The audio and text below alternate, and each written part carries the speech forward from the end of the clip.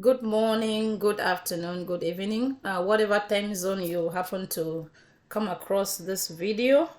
My name is Caroline Tendongho, and I will be telling you today my testimony of how God rescued my finances in the United States. I'm one of the sisters of a TACC Sisters Association here in the United States, and we are on our 21 days fasting and prayers, which started on the 1st of May 2023. Today is day 4, and the theme of this fasting is rescued. So today I am here to tell you the story of my rescue. There are many things and many areas that God has rescued me.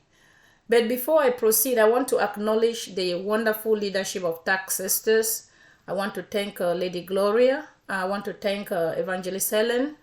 I want to thank Lady Blanche for putting together this wonderful program for us sisters so that we can learn and also be taught from one another what God has done individually in our lives and collectively. My story about rescue today is about how God rescued my finances when I came to the United States.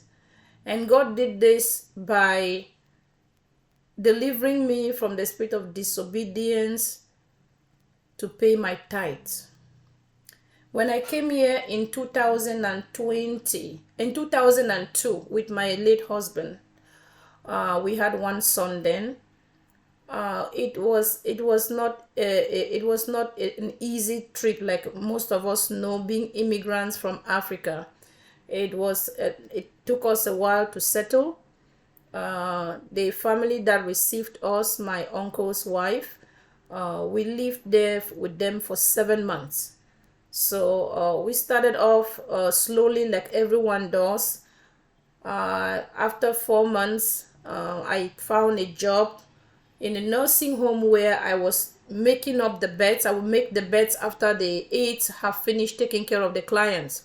So I would go in and fix the beds and then make everything okay so that the day can keep going. My husband too was also trying something elsewhere, and we are all struggling to make ends meet. So money was our problem. We didn't have enough money to take care of our bills or even to pay our rents. So after 7 months, we moved out of our uncle's house and we found a little studio. And we were struggling. We didn't have a car. We were just, going with public transportation, bus and taxi, and struggling to do all these mean jobs in order to be able to make ends meet.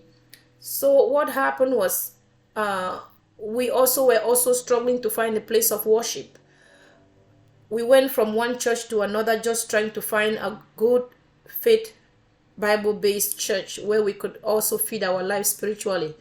So we finally settled with a third church called Eagle Heights here in Boston, with Pastor Collins. And when we started going to church and fellowshipping there, we would go to church on Sundays. And before we get to church, because we didn't have a car, we had to either take a cab or we took about 2 buses to get there.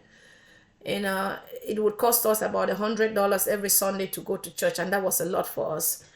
So when I went to church, I would try to, like, maybe when there was offering time, I would give maybe $1 or $2, put in my envelope and just put it in the offering basket. That's all I could afford for me.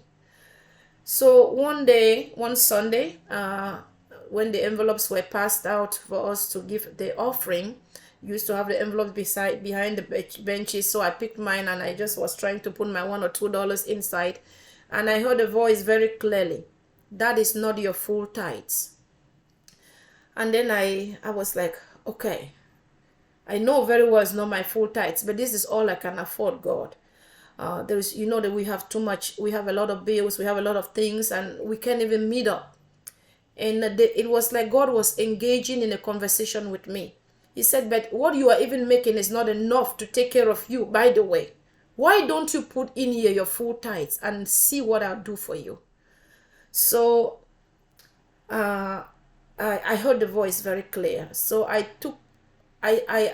obeyed. in that difficult time, I obeyed. I began to put in my full tithes in my envelope every Sunday I came to church.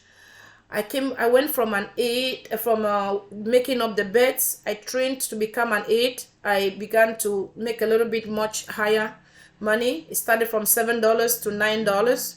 And when I was making $7 making the beds for 5 hours a day, I would make like $150, which is just about $600 a month.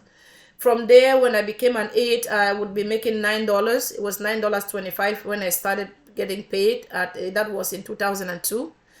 And no matter how much I made sure that 10% of that money went to the Lord.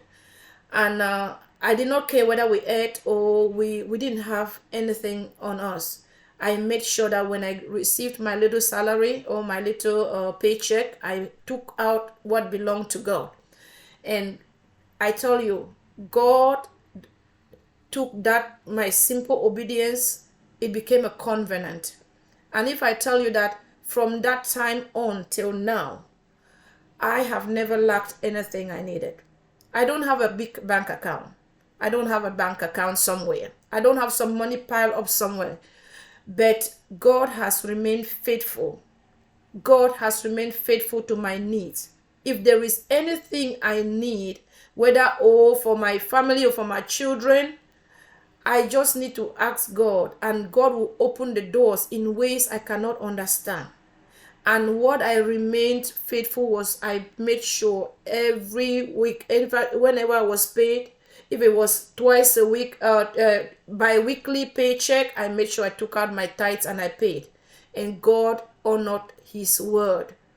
The Bible says in the book of Malachi, bring ye all your tithes into the storehouse, that there may be meat in mine house, and prove me now herewith, says the Lord of hosts, if I will not open you the windows of heaven and pour you out a blessing, that there shall not be room enough to receive it.